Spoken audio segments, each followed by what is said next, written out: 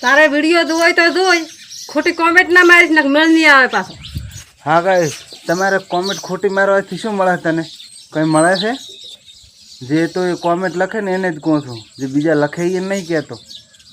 બાકી મેળ નહીં આવે કાયદેસર હું કાર્યવાહી કરીશ પાછી. થઈ શકે છે, નહીં થાત એમ નહીં.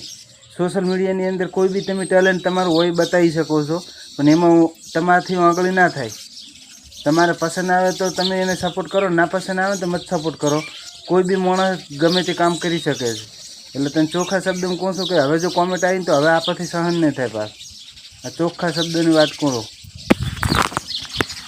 જો સાઈડ પલાળી ફરી અને હવે પૂળા વાળા ખરા અને પૂળા વાળીને થોડાક ટપારા પરા. અને તમારે છે ને સાઈડ પલાળી છે કોમેન્ટ કરજો. કોમેન્ટ કરજો મિત્રો, ચેને પલાળી. અમારે જુદું પલાળી નાખ્યું. ઓલી એ ખર્ચી જ કરી પણ એ પણ ફેદવી પડશે. આ એ બધી પલળી ગઈ છે પૂળા વાળી અને હું સાઈડ પલાળી ફરી અને હવે પૂળા વાળા ખરા અને પૂળા વાળીને થોડાક ટપારા પરા.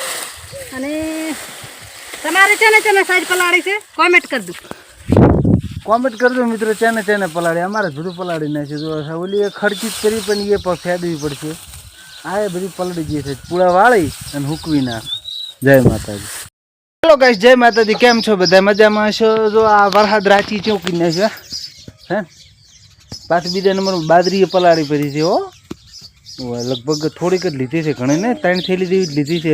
4 થેલી તો પલાળી પડી. બાકા ઝીકી બોલી જી. તમારે ચણે બાદરી પલાળી છે. તમે ક્યાં બાદરી પલાળી છે? પલાળી છે. તમારે કેટલી પલાળી? અમારે તો ઘણી પલાળી એમ ને. સારું લે સારું. ગાઈસ એક ચીજ બતાવું તમને જબરદસ્ત.